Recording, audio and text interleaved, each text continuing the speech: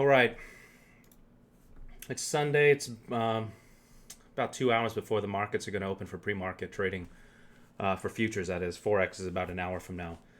I haven't done a video in a little while, and that is just because it's been kind of crazy, and I've been trying to update the group whenever new trades come in, but I haven't really been super proactive on the actual live streaming. But the markets have rebounded quite a bit. We've got some overbought readings coming in that we haven't seen in some time now. Specifically, one of the overbought readings that I'm looking at here is this chart that I show. I have alerts for this that come into the Daily Edge alerts channel.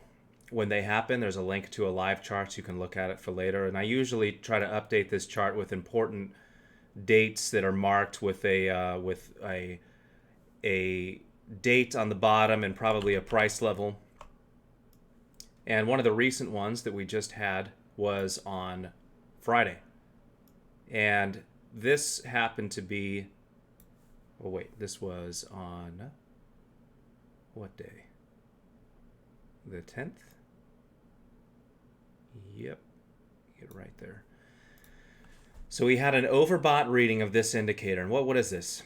I have the S&P 500 in the background, which is in yellow.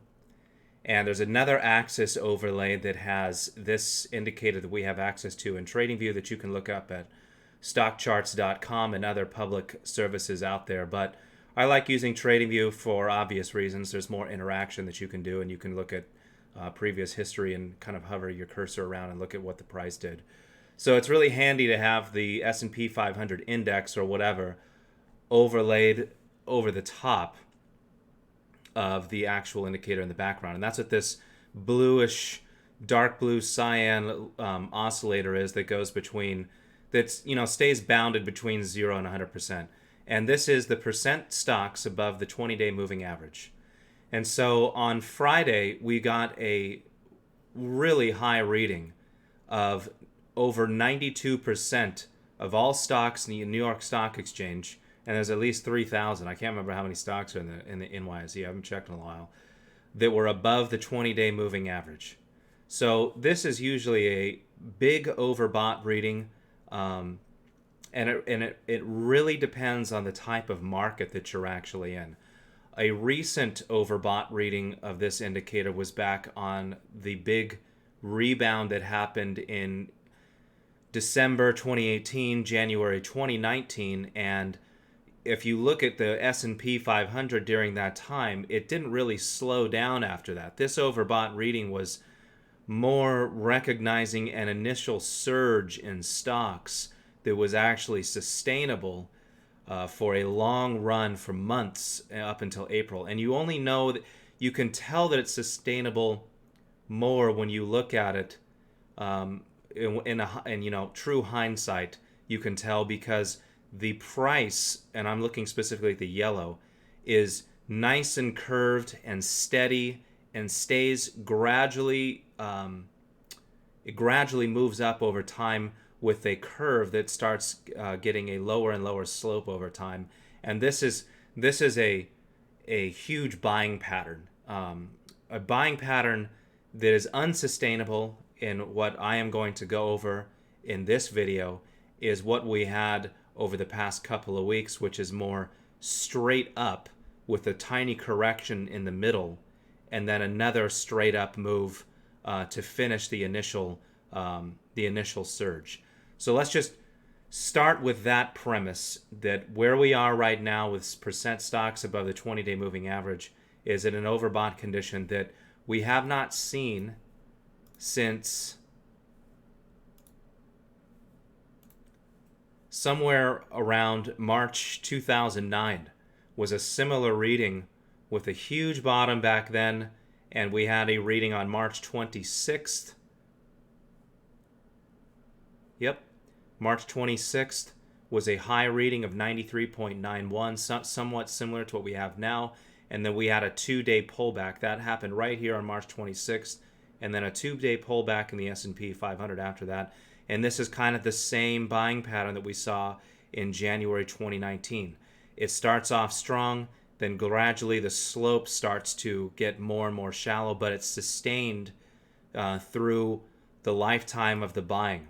And that kind of ended right around 2010 with the flash crash that we had, but that was just another setup for more buying with a little inverse head and shoulder right here, and then up to 2011 with the next correction, and the rest is history.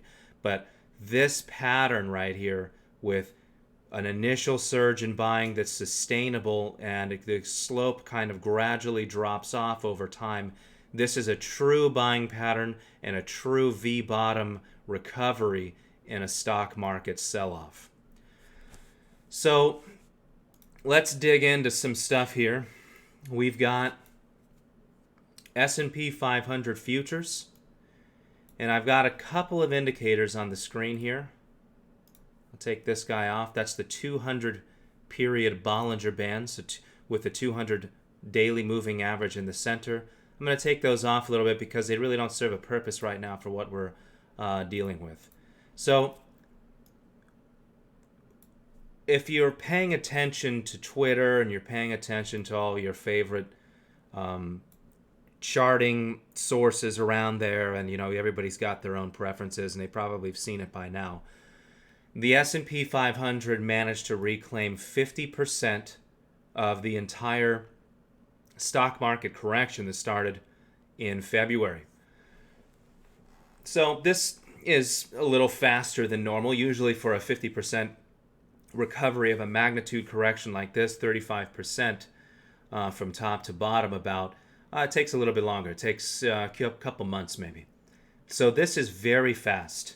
And this middle wave here is something that I don't really like. I don't like that it was so fast and you had this mid-correction in here and then you had another follow-up with another surge higher. So if we look at this, we kind of zoom in on this. This 50% level right here where we kind of stopped at and closed under, and this is the 200 weekly moving average. 200 weekly moving average was what stopped us back in December 2018, but we kind of blasted right through it this time.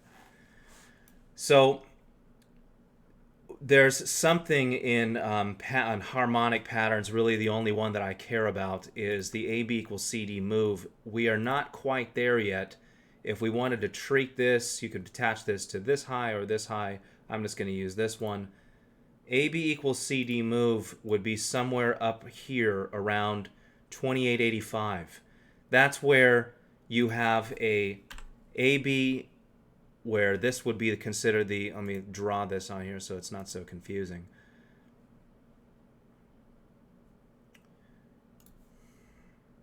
This is a corrective wave in nature. And let's do the wave pattern. It's easier to see. Where the height from A to B, or from,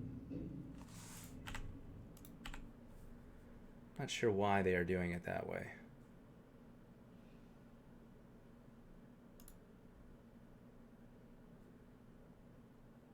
Let me get back. Let me just do this one again.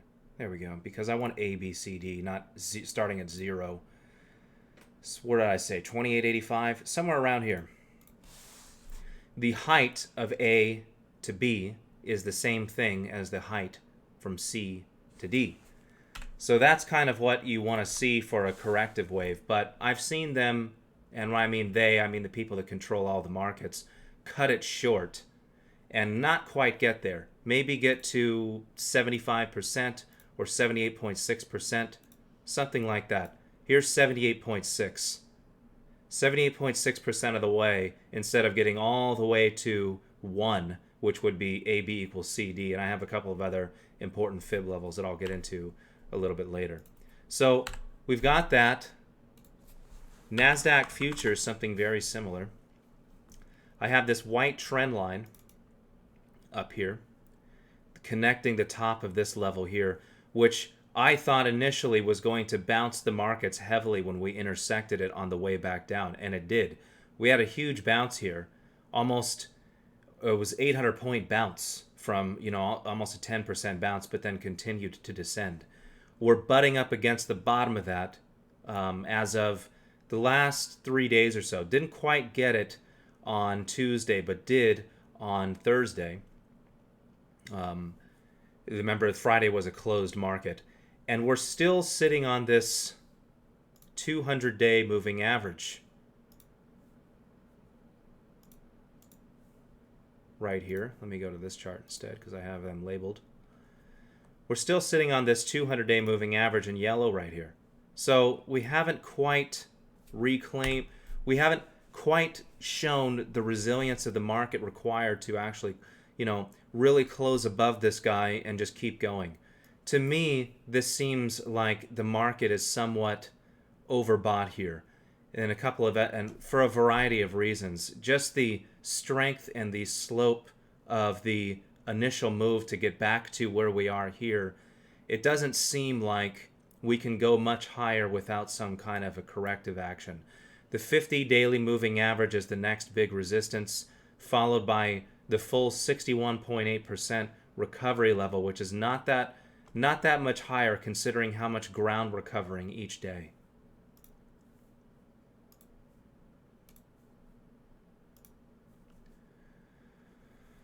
So, another thing that I wanted to look at is I'm a big fan of using Donchian channels. And Donchian closed channels, if I go back over to Nasdaq Futures really quick, where you use, instead of using the high and the low for the Donchian channels, you use the close price. And the close price offers something interesting. So the cyan channels that I have here are the 55-week, and I use specifically 55 and 21. I don't know why they work. They're Fibonacci numbers. They're very similar to using 20-period Bollinger Bands and 50-period Bollinger Bands. You'll see them actually move together. So if I overlay something like, let me see if I have these Bollinger Bands. I do. And if I set them to, if I'm on a weekly chart, or I set this to maybe day. Let's set this to day. 55 day, and these are 50-period Bollinger Bands. You can see that the Bollinger Bands kind of mimic the 55-period Donchian channels over time, except for these expansion areas where the Bollinger Bands grow wide. For overall, the price action kind of follows the same principle, and that's to be expected.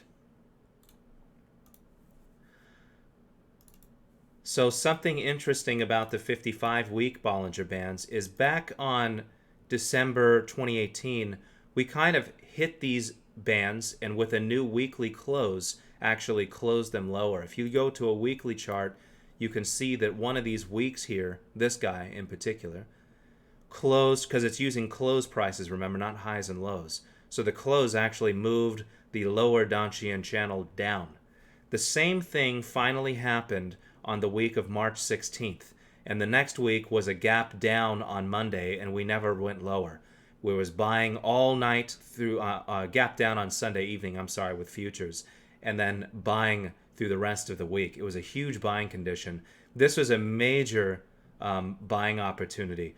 And you can expect this to happen because we traveled, quote, so far to get to these lower lower Donchian channels. And when I mean far, I mean, look at the distance it had to cover in such a short amount of time to actually get here. Usually what happens is the price kind of meanders around and moves around sideways, and then the Donchian channels or the Bollinger Bands kind of squeeze together. You just tighter and tighter and tighter until the price finally moves down and intersects them. To actually move from this crazy wide condition of the Donchian channels in cyan to actually get down to the lower Donchian channel required a sell-off with incredible speed to actually cover 2,700 points of Nasdaq in only a couple of weeks.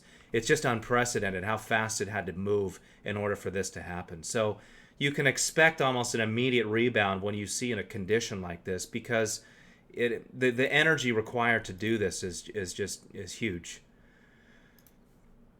So back to the 200-day moving average, and then we've got these other Dacian channels that I want to look at. Where are they?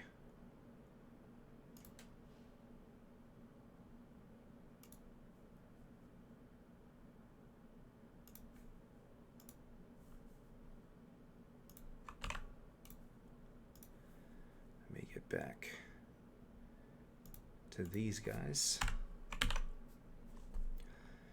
So in yellow here, let me color a different color so you can distinguish it more. In orange,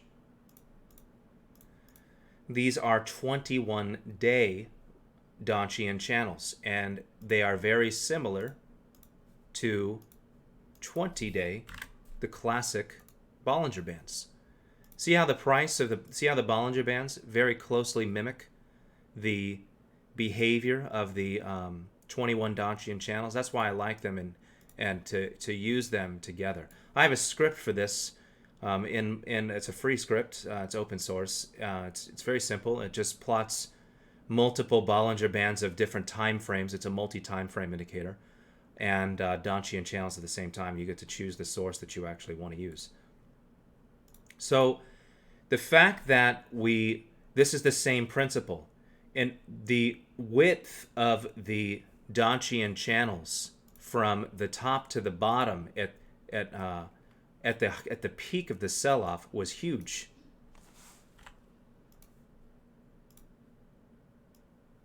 It was gigantic. It was at one point the 21 Dacian channel closes was the width of the entire top to bottom correction. So when they're really wide like that, and then you immediately go back and test the opposite side of that Dacian channel or Bollinger Bands, usually it kicks off a correction almost immediately in the dominant direction, which is currently down in this daily trend. And I really wanted the close to close higher than the Wednesday close. This is the Wednesday, April 8th close. Here is the Thursday, April 9th close. And remember, Friday was a holiday for Good Friday. And if you look really close, the Dacian channel, upper Dacian channel, actually did move higher because it was a higher close. That's what you want to see. The previous day, we did not close higher, and this was actually the 21st day of these Dacian channels. So the Dacian channel closed right at the close. The upper Dacian channel closed right at the close of the Wednesday close, because that was the 21st period. If I had lowered this to 19 periods, it would have closed, it would have moved this above, and back here was the 19th period.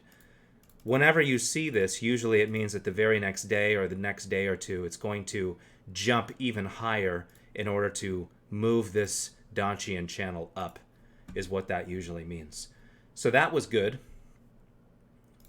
Couple other indicators to look at. This is Larry Connor's RSI, and if you look up a book called, this book called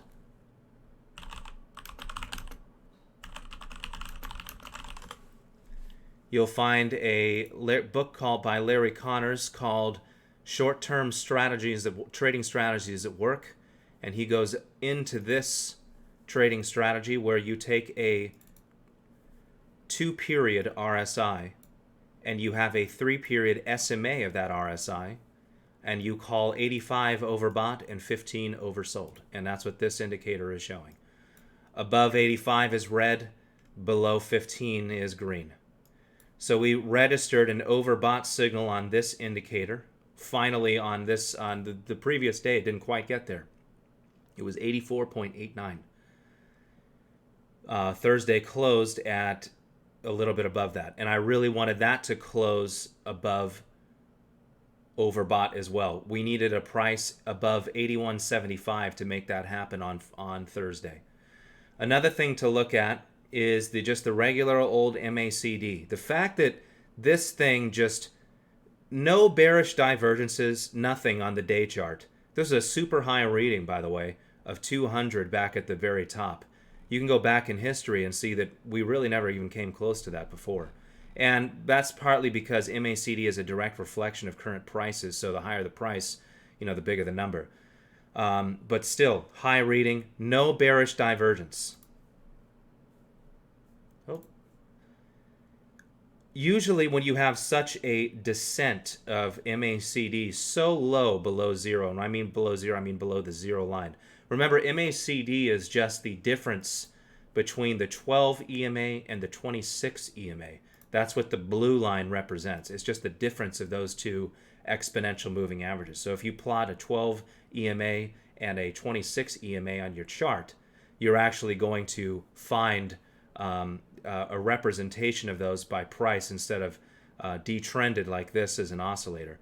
Usually when you decrease by this much below zero, you need to have some kind of a bearish or bullish divergence in MACD, which I don't think we might not even get at this point. In a bullish divergence, I mean that the MACD has a signal in MACD cross back down. The MACD crosses down, something like this. Where you have a curve that comes back down, it crosses back down somewhere around here, and then possibly does another move up that is a higher low somehow, like this, and goes back up. And obviously this would cross below the signal line. Usually a higher low like this, for something that went this deep below zero, you would many times expect that the price would make a lower low down here,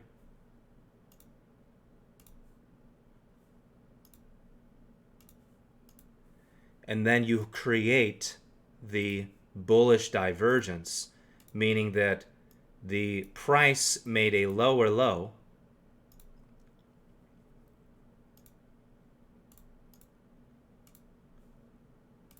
but the MACD made a higher low, like this. This is kind of, what you want to see for a big buying opportunity. But I don't know if we're actually going to get something like this now, because the MACD has managed to recover such a huge amount already. So that's just something I'm looking at, and I expect this guy to go maybe a little bit higher towards zero and then possibly start to descend. And the next buying opportunity might be as soon as the MACD crosses underneath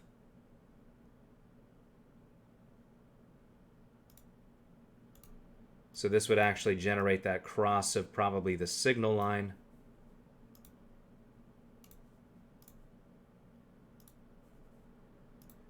Like this.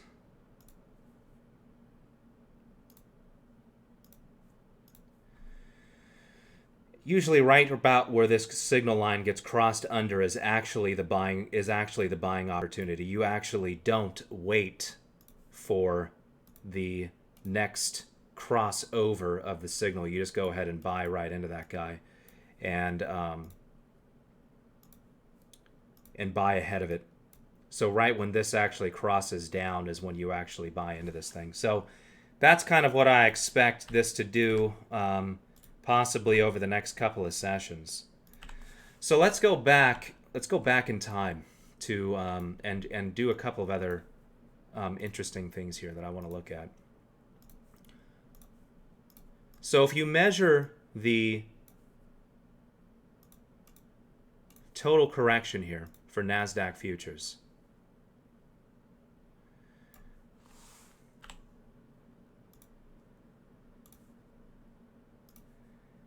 you first have a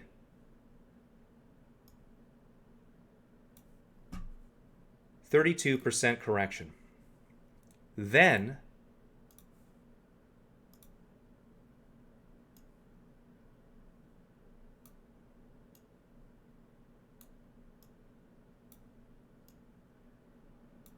you had to move back up.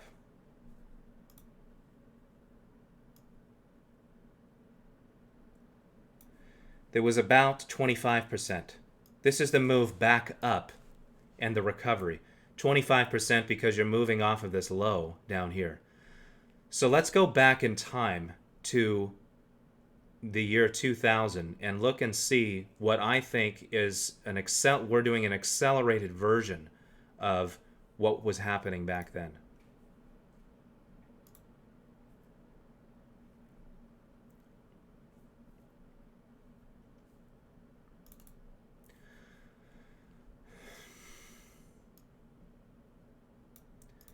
So if we go back, let me take this guy off. If we go back to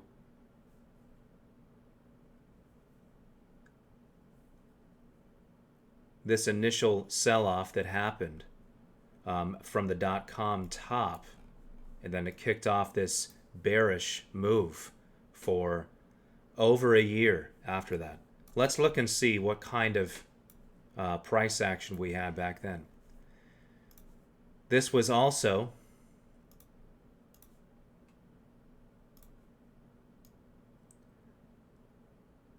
something like a 35% move. Remember, the other one was, what was it? We had a 32% move followed by a 25% recovery. Here's a 35% move.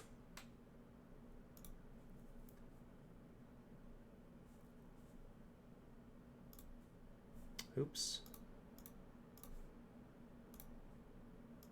Followed by a 24% recovery.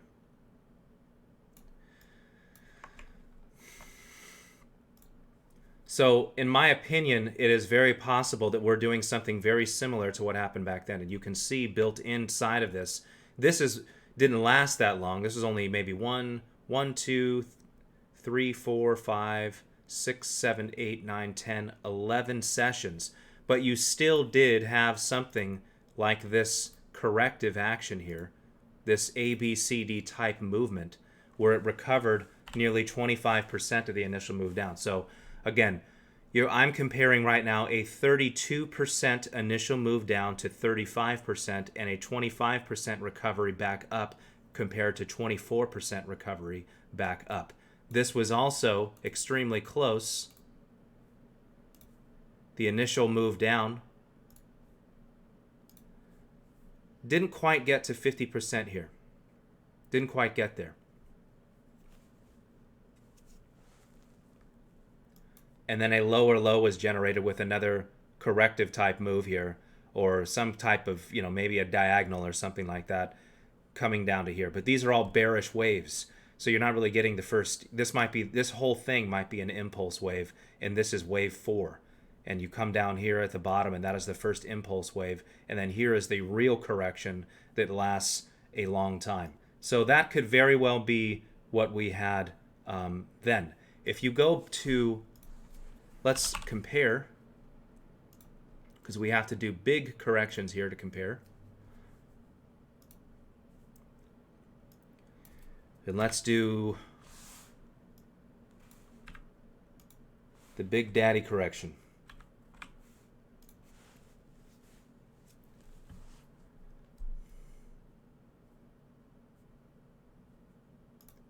See if this actually loads. Not sure what's going on here.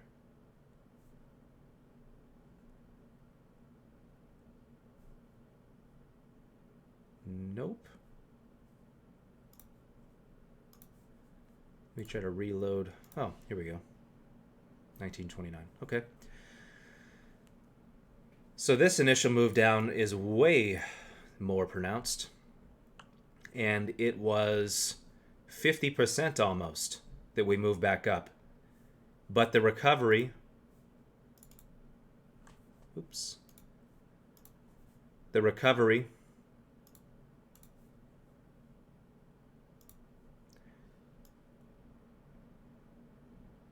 you can't really compare this because it's not the same.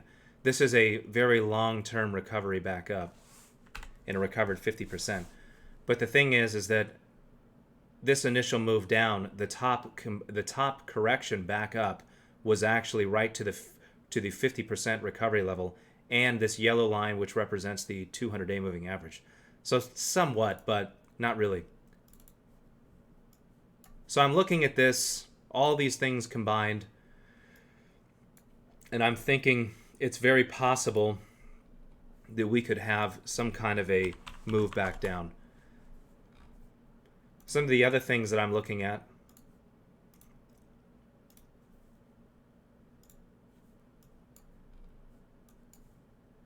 if we take this on a 1-hour chart, there's something else I want to look at here. There was actually, and I had an idea about this right when the head and shoulders broke, there is a head and shoulders pattern here for a bottom, which is usually what you want to look for. So either 50% or 61.8% correct full retracement is what I'm looking at. The head and shoulder bottom, inverted head and shoulder bottom, is right here. This is a limit down day.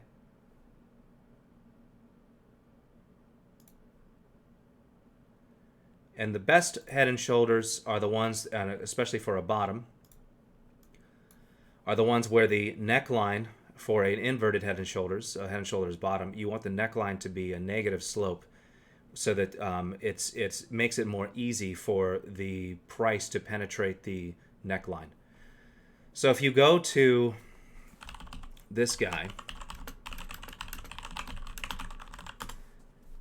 you really want to look at measured moves for head and shoulders bottoms, and this is what a measured move is. It says compute the height from A to B, meaning from the head to the neckline, and multiply that number times something up here called percentage meeting price target, 72%, and add it to the location where the price broke through that neckline. So if we do that, what you can do is you use the Fibonacci trend-based Fibonacci extension. You take the bottom down here. You get this height of the to the neckline from the head, which is going to be the highest point or the biggest height of this entire structure. Take that value and then add it right to the, I'm looking right here. Let me take the magnet tool off. Right to the place where it broke out, right there from the neckline. And you take, what did it say? 72%. So if we do 72 instead of 74 that I've got here,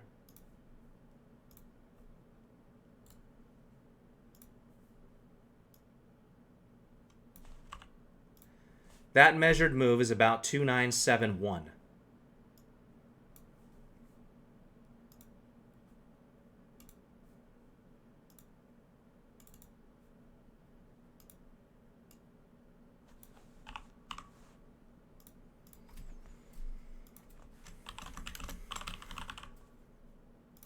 If we do that and save it, now we can take this guy off because now we have it.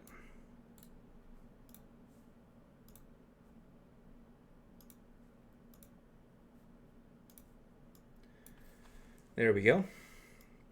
So it's very close to this 61.8% Fibonacci recovery level. Very close. So it's the target's actually up here. And this would actually carry it right about to that 200-day moving average also. So that's something to consider. How far can we actually go up? Do we want to actually make the full recovery to 61.8 in this head and shoulders and the 200 daily moving average, which probably will continue to descend each day until we actually get there while the price is actually below it. As long as the price is below, this 200-day moving average will continue to drop. So that's something to consider. If we go on to the Daily Edge Live bot, where we can actually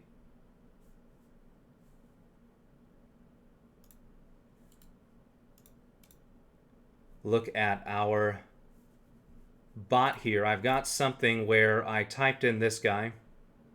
Let me do it again.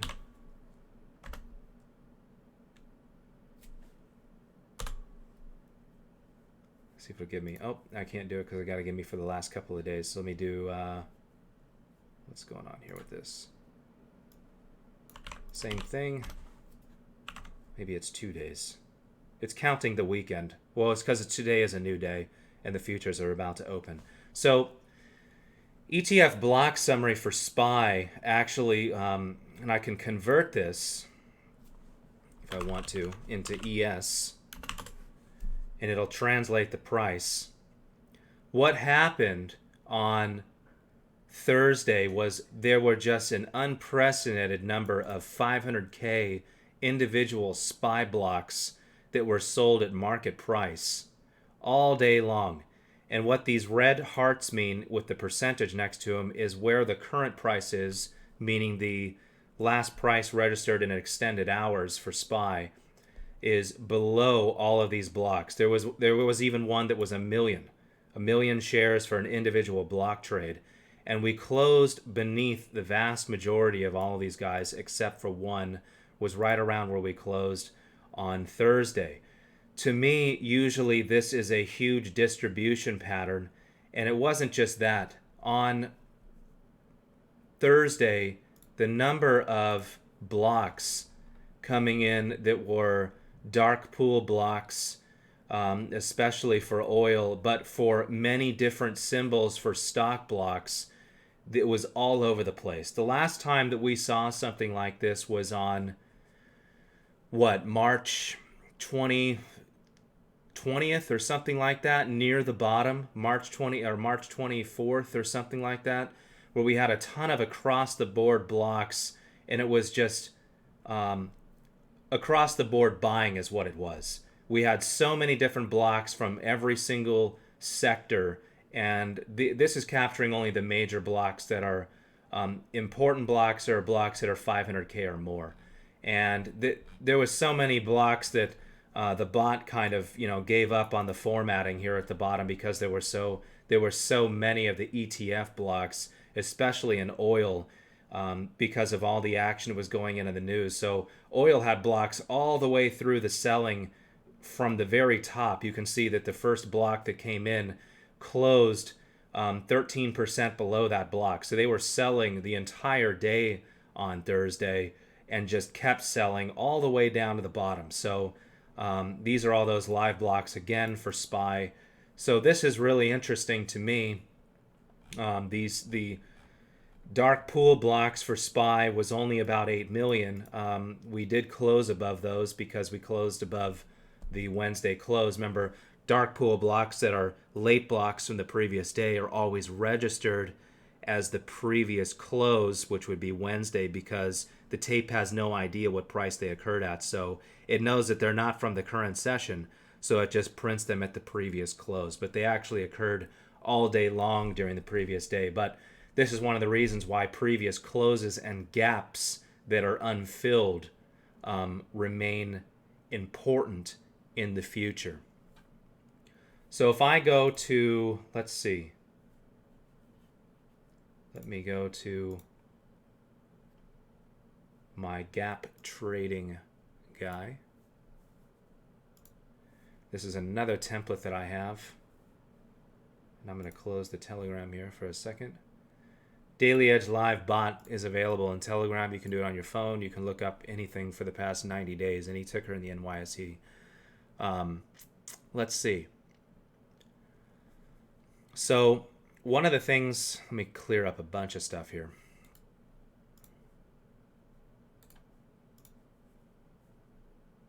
Get rid of all this stuff.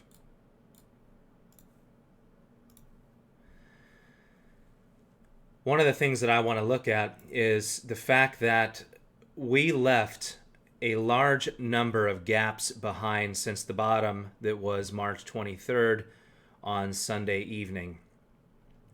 The number of gaps that we have below at this point now is 1, 2, 3, 4, 5 that we left behind. I really don't like that we left that many gaps behind.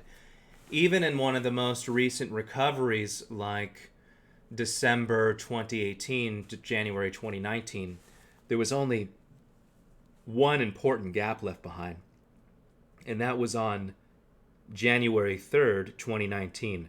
It was a down day, and then we sold off, and then the next day was a big gap up day, and we never looked back and didn't fill that gap until over a year later in March 2020. The number of gaps left behind here are just begging to be filled. Usually a rally will not do what we're doing here and just keep leaving all these gaps behind. It just doesn't work that way. So here's that neckline again that I have here in solid white. I'm just looking at this and thinking, we could continue to go higher up until that 2900 area, maybe. Another thing to consider, not Tesla. This chart, it looks kind of cluttered, but bear with me here for a second.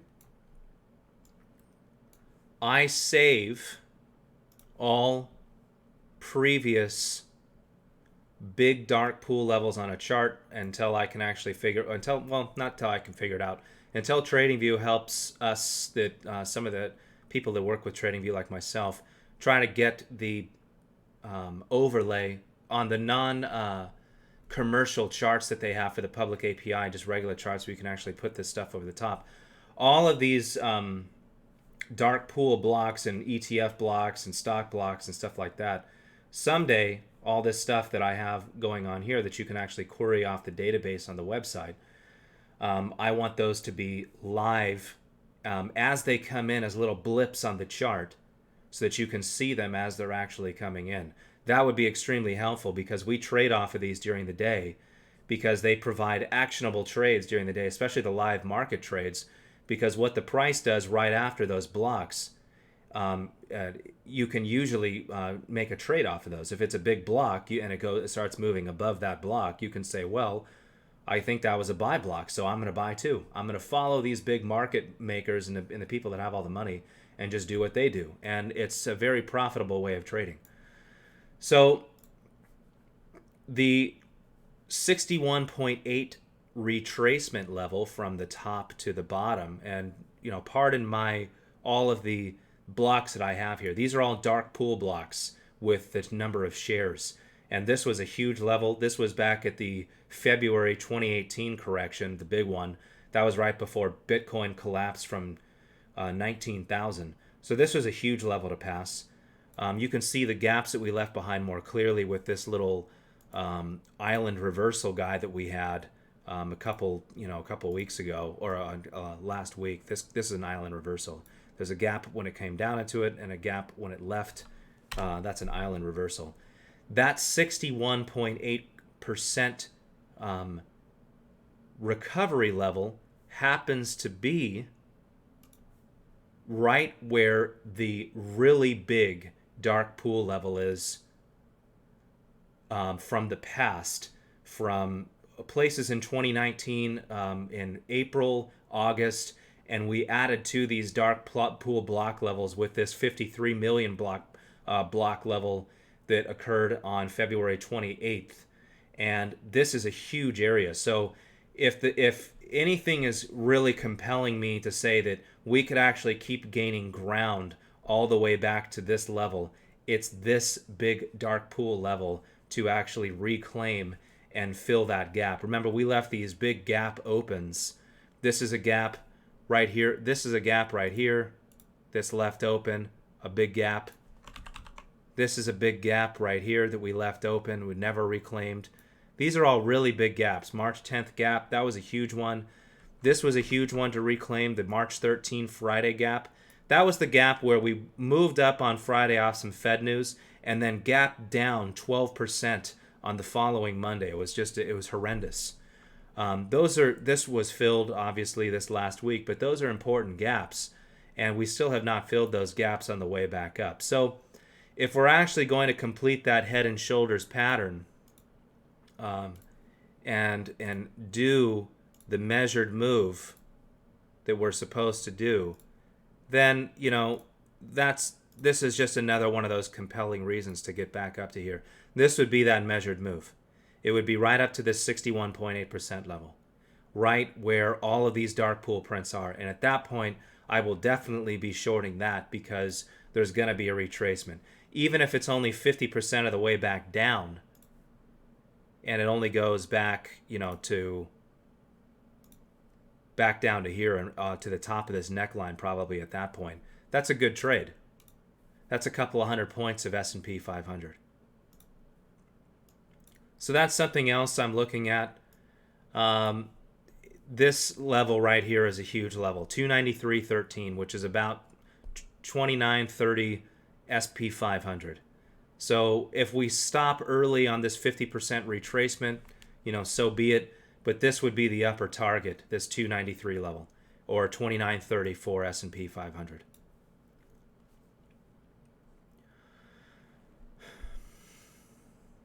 One of the other things to consider was gold. Gold is doing really interesting things.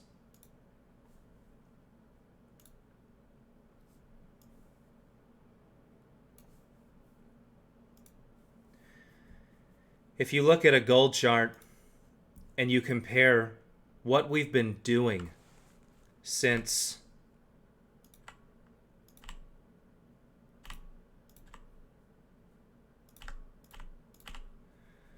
take all that stuff off. If you compare the current market environment to what happened in 2008, at the bottom of 2008, well, at the bottom of the peak of the fear was October 26, 2008.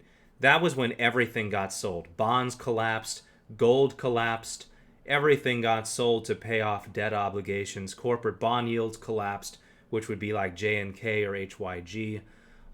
Everything collapsed. That's what happened March 9th to the week of March 16th. So this was that corrective action there, where we went from 1,700 gold down to 1,450. If you look at the year pivots,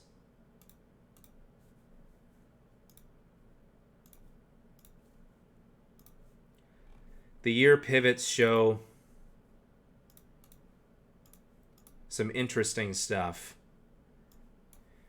Year R4 was where the initial top was, and I had an idea back then to short gold based on seasonality. That short was originally entered here, and some of it sold here, then a retest of it again, and the target moved down to last year's 2019 close. The ultimate target that I wanted it to get to before moving back up was this year S3. Almost got there, didn't quite get it. They front ran it and bought it back up.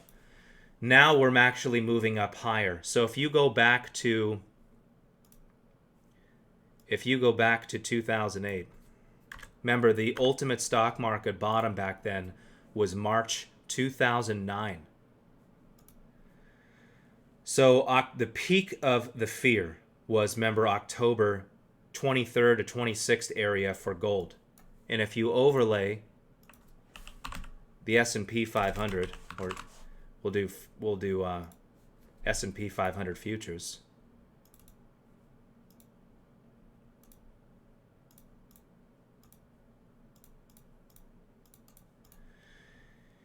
Everything got sold back then. If you overlay bonds, you can overlay 30-year bonds also. Even bonds were getting sold back then as well.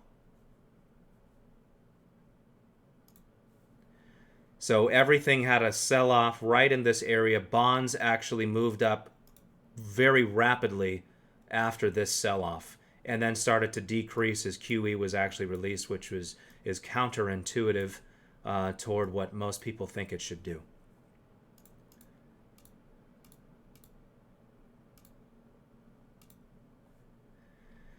So remember, this is gold and this is S&P 500 in yellow. S&P 500 did not have its final bottom until March 2009.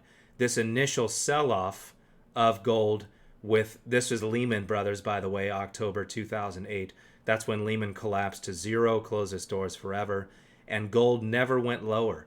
It actually increased through all of that, all the way to 2011, right when QE3 was announced. This is the 2011 correction. Right here.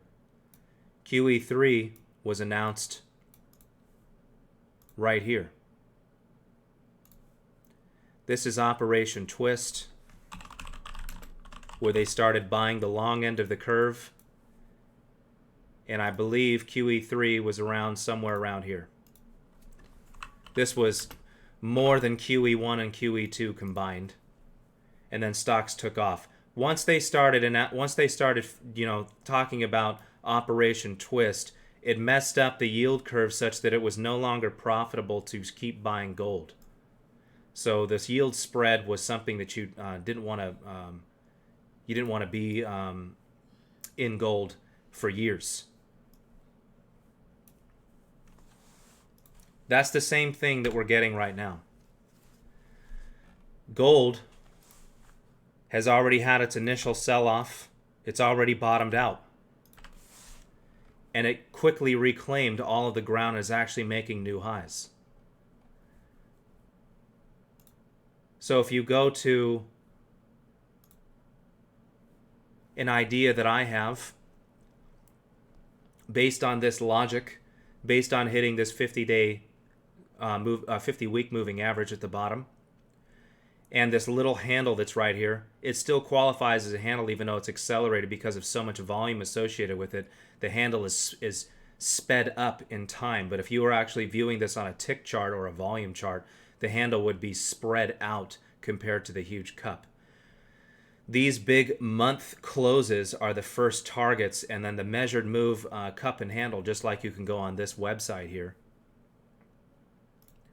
You can find the measured move cup and handle target, and that is 2,100 for gold, based on these measured move targets.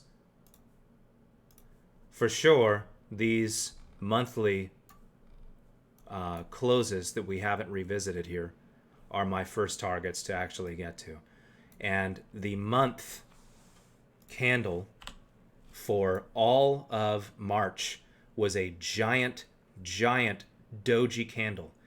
A doji candle is important, and most people don't know this. The reason why a doji candle is important when it has high volume is because it's indicative of a top or a bottom. But the most important reason is indecision, because it closed where it opened and it has huge shadows or huge wicks. Most importantly, in a doji is usually a head and shoulders pattern in disguise. You just have to zoom in on it to see what it is, or to see the doji, or to see the head and shoulder pattern. Either a head and shoulder top, or something like this. So that's what this doji represents right here.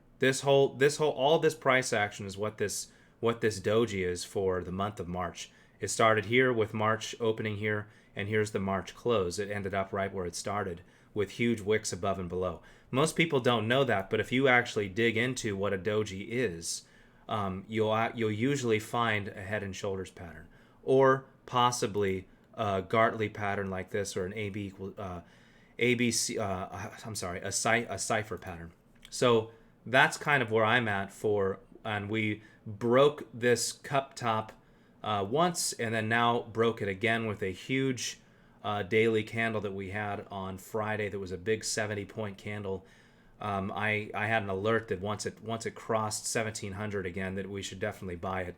And this first target up here to the September 2012 close that we haven't seen for 8 years or more, that's coming up. So pay attention to all the levels for S&P 500. If we stop at this, if we stop right here at this 2,800 level, where the 50% retracement is, so be it. But the upper targets are known on where this thing could actually go. I definitely think that this 21-day Donchian channel is important, with 2 days of S&P 500 actually hitting the Larry Connors overbought. If you look at the Russell 2000, it looks even more dire. And it also, at the very top, it didn't make a higher close of the 21-day Donchian channel, but it did hit it And it looks more like a corrective wave, that it just took a ton of energy to actually do this final move. The final move on Thursday was associated with higher volume. So this big of a decline to me, just for Russell 2000 especially, as a great short target, is just begging to have a lower low, maybe somewhere down here with a 121% extension or something like that, 127.2, something down here.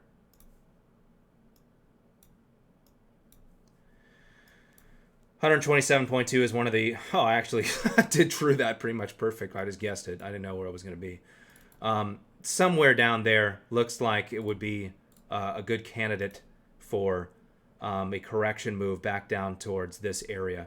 The level of decline is just too much for this to just continue. So Russell 2000 is going to be something that I will probably target for a short back down.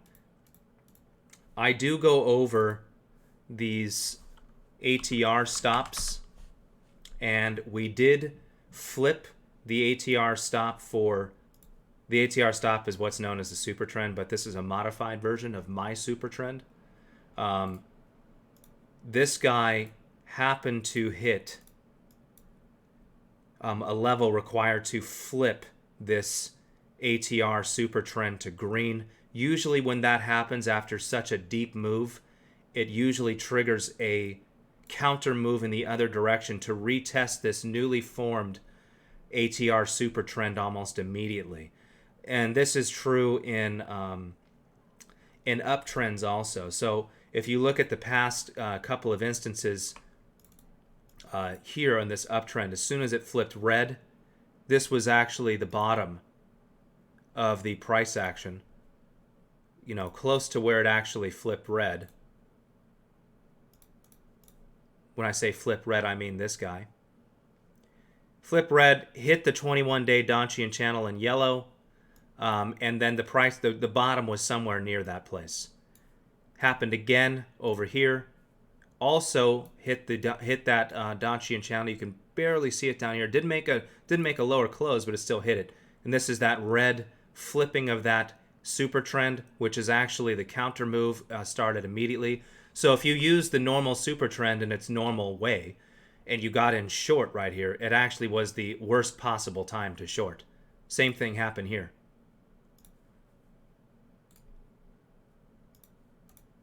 This triggered the bottom almost instantly, and well, it made a lower low here, but that was a bullish divergence, and then it went up again. This time, it actually did manage to continue, had a retest in this area of it, and then continued to go down. Flipping it here required a huge amount of energy to do in such a short amount of time. This is the 50-day moving average right there, which is also very close to this full 61.8% move back up. So, and the 200-day moving average is somewhere around here. So we'll see. We'll see what happens, but those are kind of the levels that that we're looking at and seeing, and to see if we can actually get a retracement here soon. And Russell 2000 is probably going to be the best candidate for a short. Okay, good luck.